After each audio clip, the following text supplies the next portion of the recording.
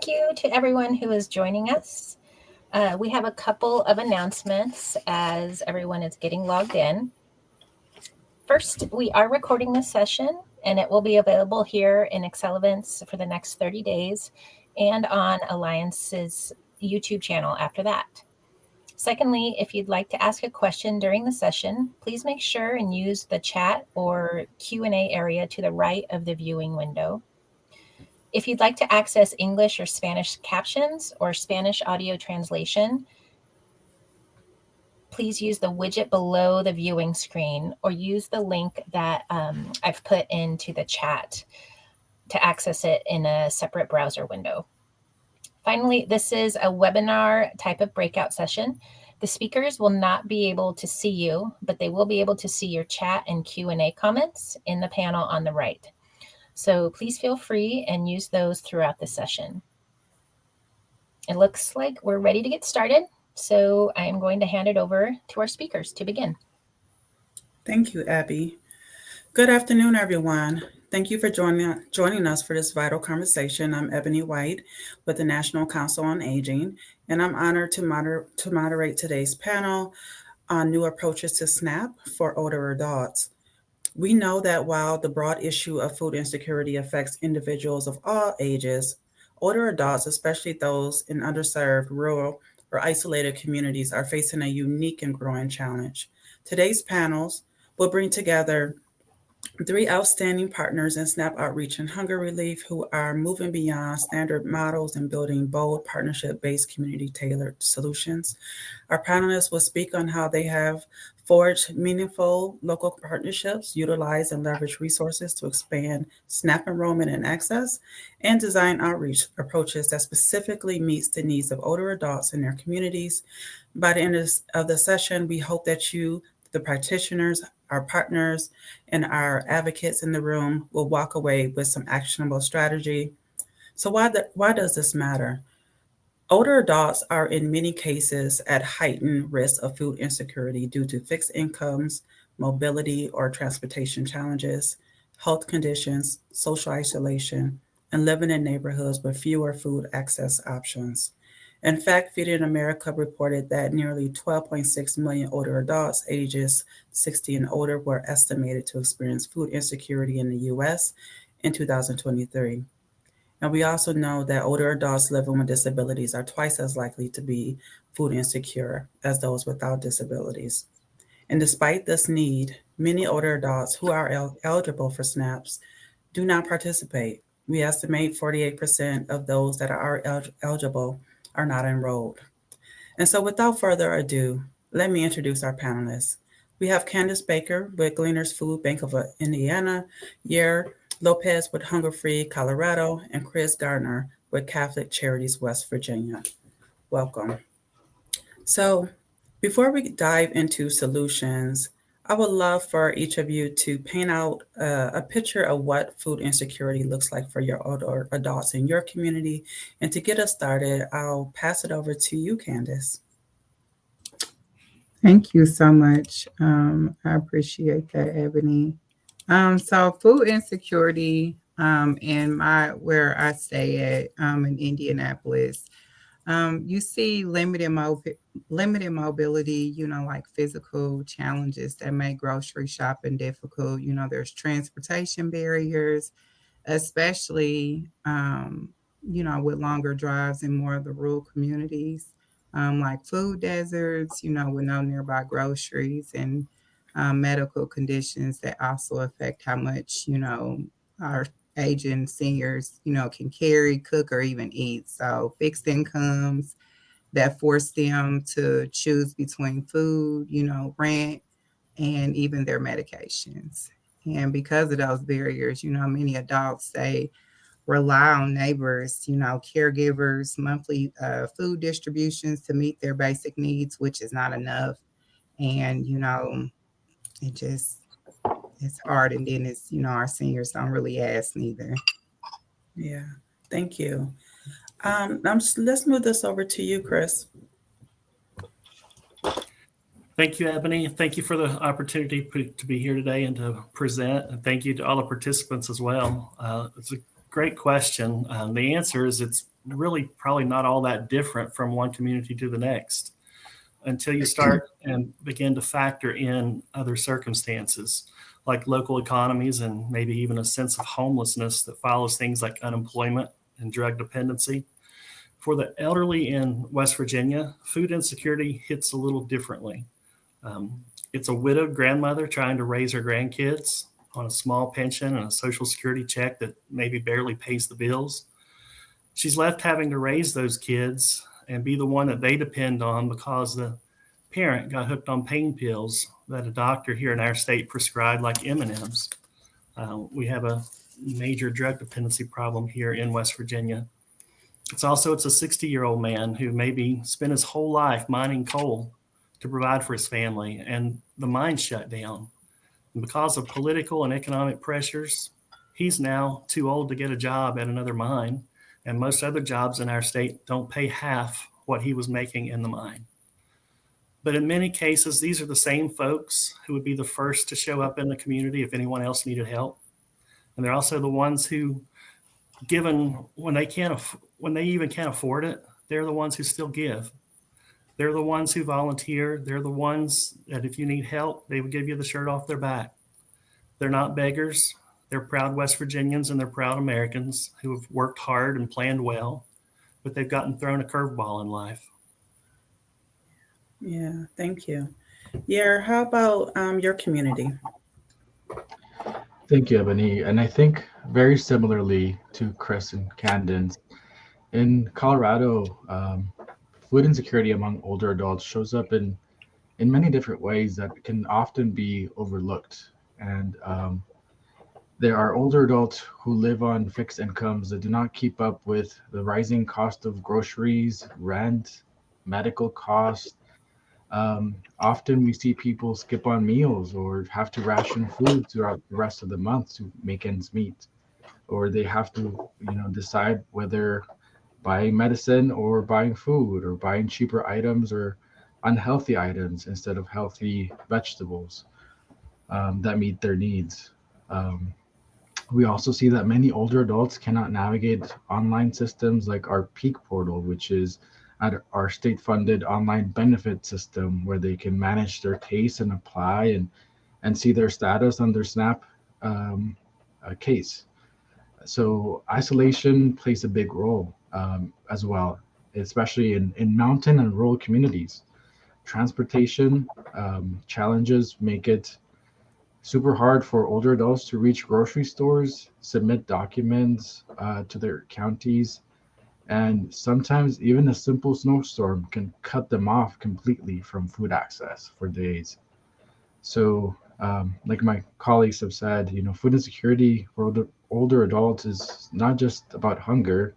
It's really also about the stress, the isolation, the limited digital access, trying to manage health and household expenses, and systems that's not really designed for older adults in mind.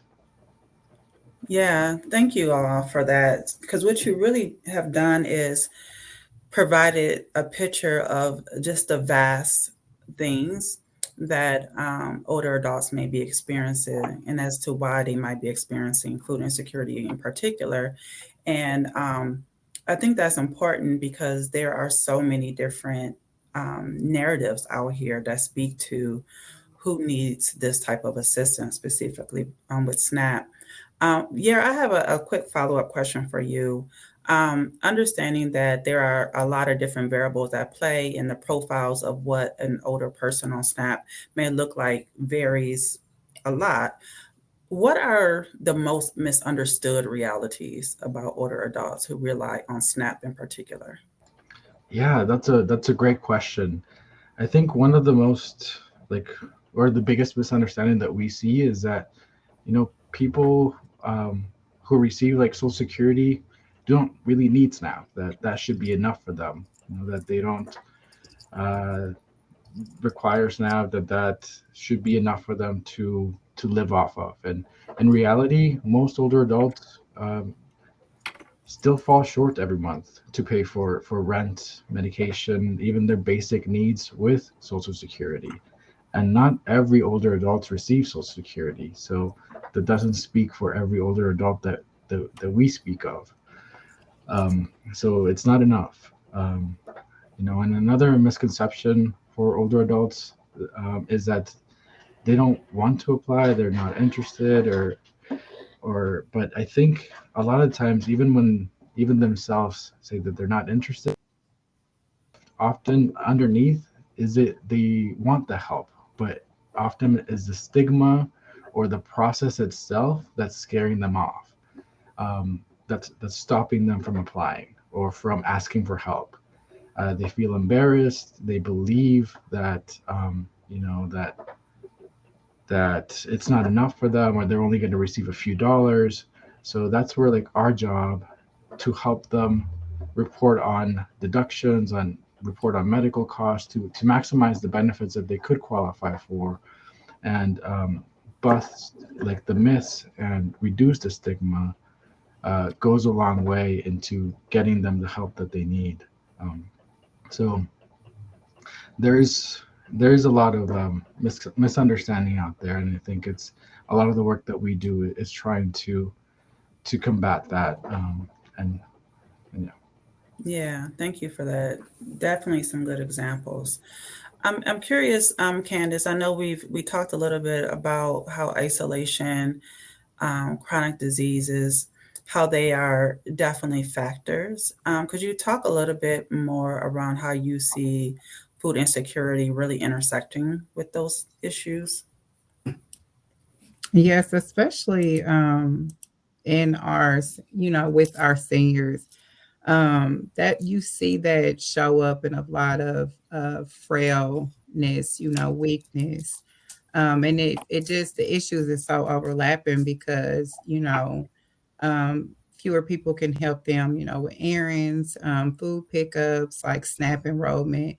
And when that happens, like they're just like, I don't even want to be bothered. It's too much. They have come from a generation where they have just made it happen, whether if it was just a little bit or just enough to get by. So they like, oh, I've been making it all this time. I'll continue to make it. And you can see like, yeah, they need this support. They can really benefit from it, and you want to connect them, but they're like, no, it's too much of a hassle, or I don't want to be a burdensome, to anybody. And you see those chronic diseases, it increases in the nutritional needs, reducing the physical ability, like I mentioned, them becoming frail and weak. They're unable to shop. They can't prepare the meals. Like some of the neighbors I even met here, they then hearing some of the stories, just even turning a can opener is even hard for them. And it's like, wow, something so simple, but their hands, if they got Parkinson or something like that, they can't even turn a can opener or can barely use the microwave or know how, to function that. Or they like, oh, I don't even want to prepare some of the meals that I even had. I'm tired of eating those, and they're not nutritional, because they are so highly processed. Even if they are getting like monthly meal distributions, I hear that so much. And like we were saying, the fixed income is a really major thing. It limits purchase power, taken away from that dignity and being able to, afford those healthier foods, those choice foods. So it's just hard. And then being able to maintain medically needs diets that they may have as well, because it's easier to eat processed foods over healthier foods, because healthier foods, they are much better for us, but they don't last as long and they don't stretch as long. So it's always easier to eat calories over, quality of food. Yeah, yeah. But before we shift from just really trying to help people to understand how food insecurity is impacting older adults, I do want to give you, Chris, an opportunity to chime in on a misconception about who depends on SNAP. Like, if there was one that you could correct, like which one would it be? That's a loaded question, because there are a lot of misconceptions about people who depend on SNAP. If the room were full of just average everyday Americans and I asked the question, how many of you believe that people are on SNAP benefits because they're lazy? A majority of hands would fly up. Some people might even raise two hands, like they're cheering for a Super Bowl game and someone just got a touchdown. But that, I think, is one of the biggest misconceptions, is that folks on SNAP are lazy. Are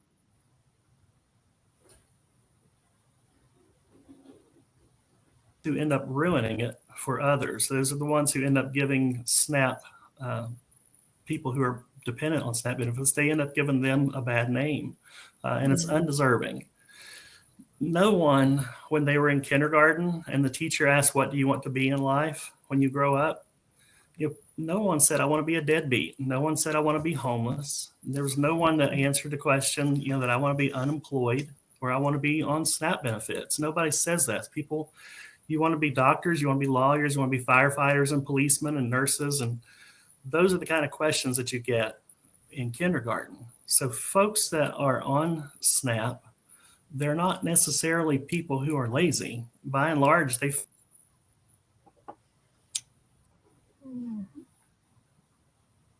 You're going in and out, Chris.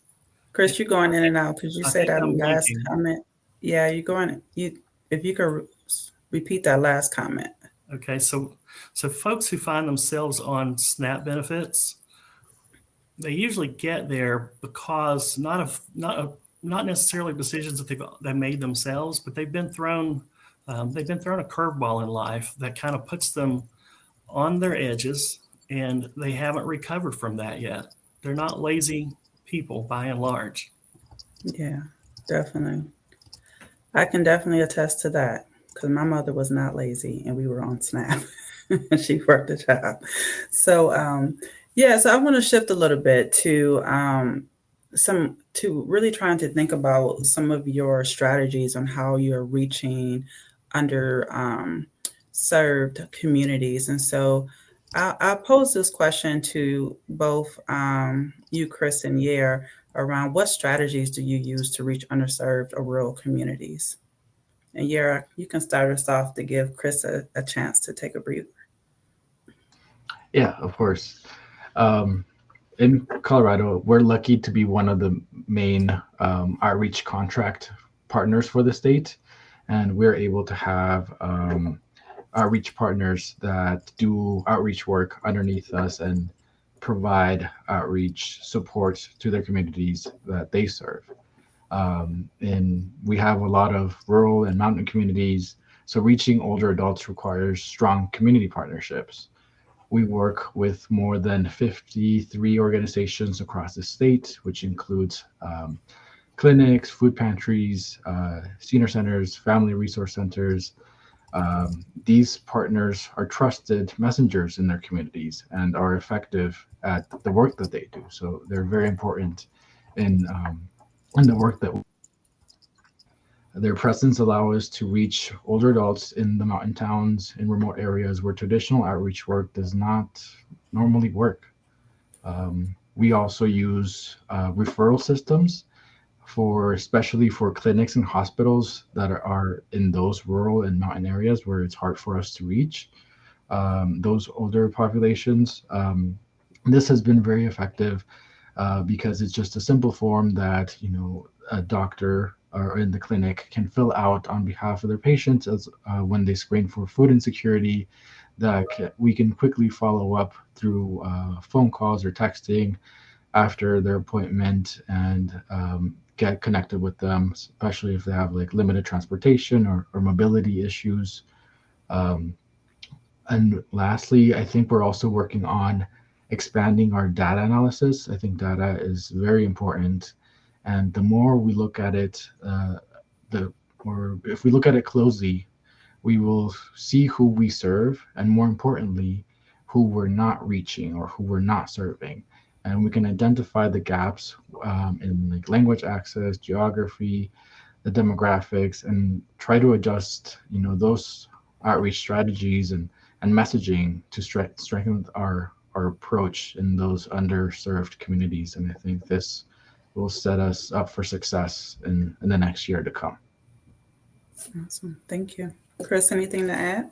Great. I would piggyback on what Yared had to say there. Everything that he mentioned, all great ideas and useful strategies. And when we're looking at trying to reach the underserved and rural communities, West Virginia ranks as one of the most rural states in the country. Anyone ever heard the old John Denver song, Country Roads? There's a reason why we claim that here in West Virginia as our unofficial state song. But when it comes to reaching the folks who are in the hills and hollows of the mountains and of the mountain state here in West Virginia, those roads become barriers. So reaching people in rural areas and it becomes very challenging. So to deal with that, to deal with the ruralness that is West Virginia, we do a few notable things. And just to ride along on what Yair had to say, I'll point out 5 different things that we look at here in West Virginia that help us to reach those folks in back in the mountains and in those twisty, long, winding roads that go throughout West Virginia. So in West Virginia, we have West Virginia 211, which is an information service that people can use if they need financial services or any type of services that we can provide. We are part of the West Virginia 211 information hotline. We also have our own 800 hotline at Catholic Charities, and we provide help through that line as well.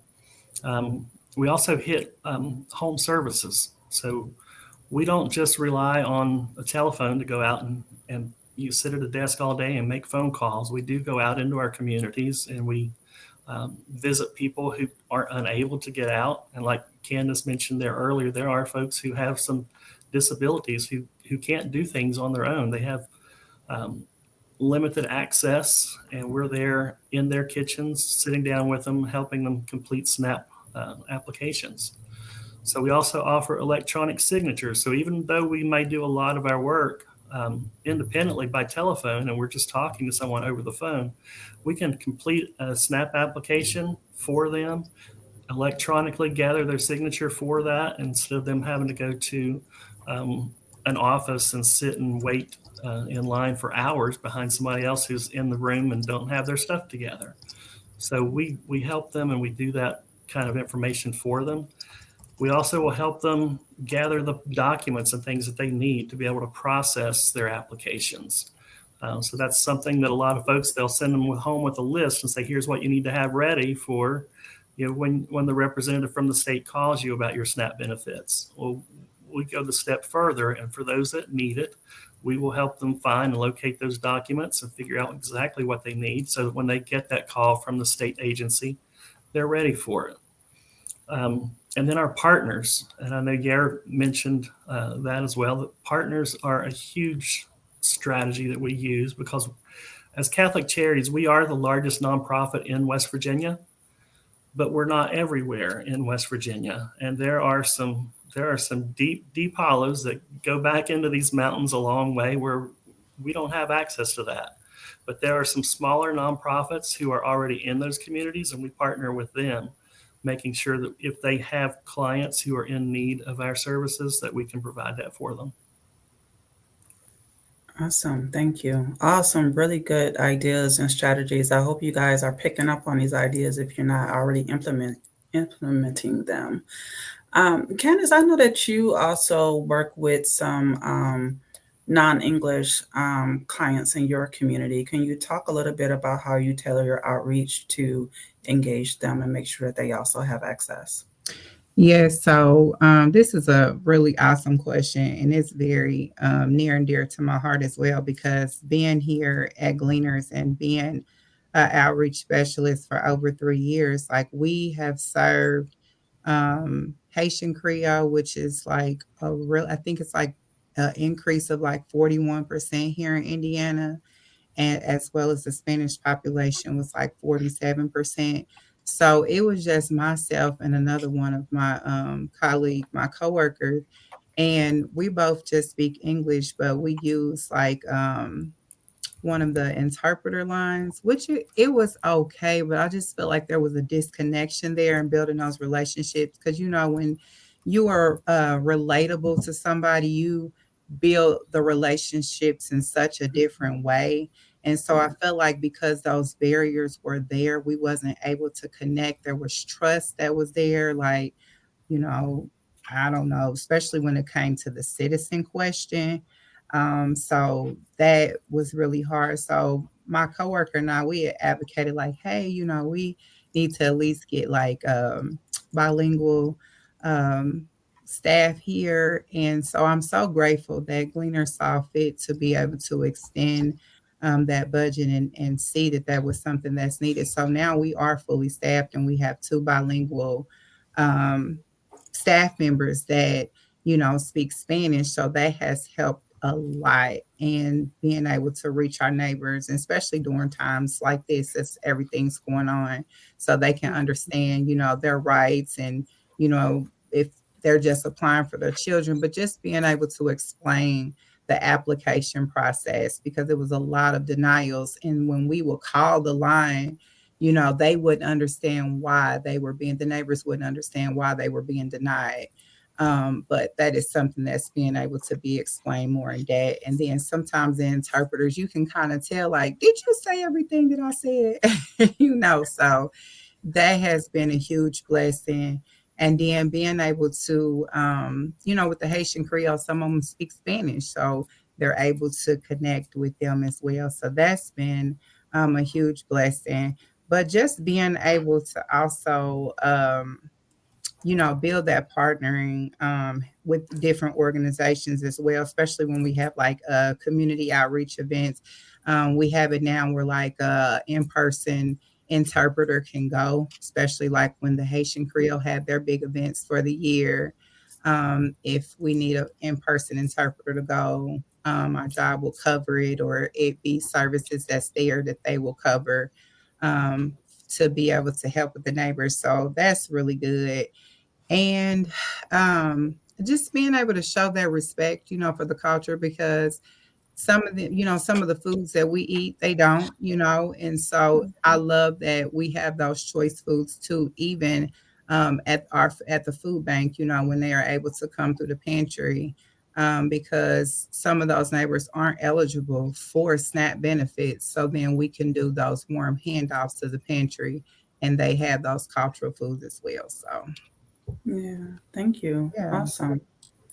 I'm curious to know, Chris, I know that I don't think you talked about how you also do mobile services. Isn't that correct?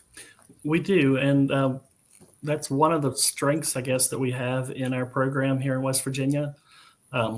It's the reason we do it. Like we mentioned earlier, these country roads of West Virginia require it sometimes. West Virginia is a very internet poor state, and maybe you've seen that here with just this presentation. I know my internet seems like it's been on the blink, but there are those in West Virginia who don't have access to Wi-Fi. There are lots of places around our state where cell service and things like that are just very, very shoddy. Hopefully that's something that can be fixed in the end. But we do reach out to clients who need our help and who can't get out. Those who are homebound, that we will go to their house and we will perform, whatever we need to do SNAP-wise for them. And I'll just maybe share a story or two that just kind of shows that. And I think maybe sometimes stories show it better than what you can say it. We had a particular client here in a neighborhood about an hour away who she had tried to do a SNAP application entirely on her own. She had gone to the West Virginia DOHS office, filled out the application. Nothing ever happened. She never got a phone call back from them, never got an appointment to meet with them, never heard from anybody why her application wasn't acted on. She tried for 6 months, actually, to get that to happen before she finally contacted a local Catholic Charities office. And the person at that office got in touch with me, and I went to this lady's house, met with her and her husband to find out what was going on, took down all of their information, and got the original application that she had filed 6 months previously. And I took that information to the DHHR office here in West Virginia and presented that to the management there and showed them, here's a case that's never been resolved. And within the day, she had SNAP benefits issued to her within the same day, and they backdated that for an entire 6 months back to her original application date.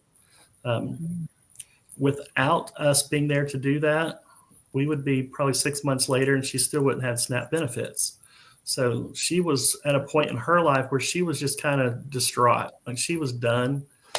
She was frustrated with the entire situation. She was frustrated with the lack of response from the state. She had made call after call to try to get it rectified and just couldn't get an answer to it.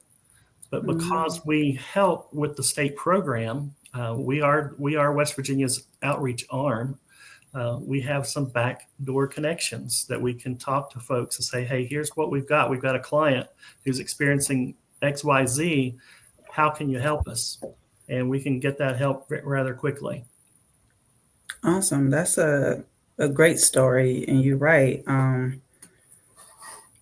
Partnerships and the fact that you have those partnerships in place and how you guys are able to leverage them is definitely something that I've been hearing throughout this discussion. Yeah, I'm curious if you can talk a little bit about, because we know how essential partnerships are, but how do you maintain trust and momentum with your community partners over time to make sure that they are good people to be doing business with on behalf of your clients? Yeah, that's a very, very good question. And I think a lot of that trust is built through, strong communication and just shared learning, and of course, accountability. Um, like I mentioned, we're one of the state partners, so we have uh, over 50 contracted partners underneath us. So it's a lot to manage. And because of this model, we have it empowers our partners. We fund them, we train them, we help them integrate SNAP assistance into work they already do in their food banks, food pantries, in their clinics, and whatever work that they're already doing. Because of this structure, maintaining trust and showing up consistently for our partners is very important. Um, Making sure that they have the tools, the training, especially right now in this climate, making sure they have the most up-to-date information with the ever-changing updates that can happen overnight, and making sure that they can feel comfortable and confident explaining it to their clients, and especially with older adults. Um, and then we also, just like similar with Chris, we have a good partnership with the state where we can escalate certain cases. So when there are partners that talk to us like, hey, we've had this difficult case where we have this client that hadn't had any benefits for a long time, and they've applied over 2 months ago and nothing's been happening. We can talk to the state and see what's going on. And I think that communication between our partners and the state and being that kind of middle person has helped us, build strong communication and accountability among partners, and provide support when it's needed, and make sure that nobody is falling through the cracks, especially not our clients. And then one really cool project that was launched 2 years ago is that we have launched a partner learning platform that this has enabled our partners to kind of have a self-paced SNAP platform to learn more about the SNAP program, how to do SNAP outreach, best practices that comes from the state, from us, and from each other too. It created like a community where we're learning from each other, providing best strategies in different situations, and we're working on just providing as well specific modules even for specific outreach strategies for older adults, or specific outreach strategies for those mountain populations and what we can do. I know there's one family resource center pilot that's been doing a lot of Facebook group outreach that has been very fruitful. So that's something that we're looking into implementing as well. So I think communication and accountability has been very important in maintaining that trust and making sure that our partners keep that momentum and we're all in this together. Yeah. So I want to pull on something that you said and Chris said, and I'll leave it up to either of you who wants to answer this. But I know that a lot of our different partners have different relationships with their state agencies, some good, some not good.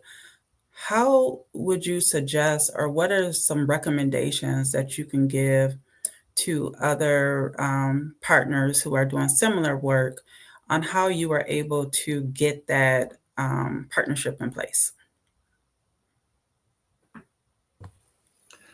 Our partnership with the state of West Virginia kind of fell on us maybe accidentally, or maybe just because we were in the room when nobody else wanted to do it. We raised our hand. We wanted to do it. So a few years ago, back in 2013, I think it was, the West Virginia came out with their proposal and what they, or a request for a proposal to run their state's SNAP outreach program. And there was a room full of nonprofits that did not want to touch that. Like they had no idea how to handle it, no idea what to do with it. So Catholic Charities decided, yeah, we'll take that on. And we're looking back now 12 years later, and we've run a very successful program with the state. So I think part of it maybe is just being in the right place at the right time and putting yourself in front of folks who are decision makers. We've renewed that contract for 12 straight years because of our performance with the state.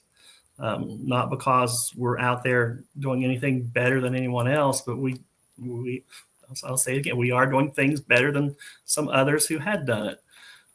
But when you're able to put together a storyline and facts and details and merge that together and present that to folks who can fund you, then you can reach more funders.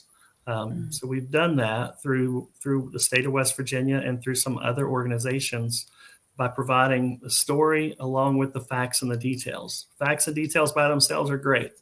Stories by themselves are great, but neither of those by themselves get you the contracts that you need to perform this kind of work.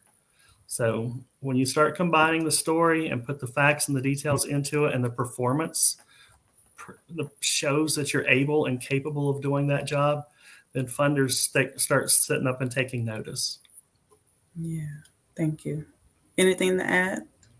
I would say very well said. I think the important pieces are the stories for sure, and also if you can tie it back to funding. Sadly, the world runs on money, and if you can explain it into the world that they see, error rates is like if you can help the state fix and not have to pay out of pocket the error rates, meaning that if you can help state workers with providing meaningful applications and applications that are not going to produce mistakes or have to be claimed later on and save the state some money, that might also incentivize and create better relationship with the state of like, oh, hey, maybe this might be a more lucrative opportunity to partner with.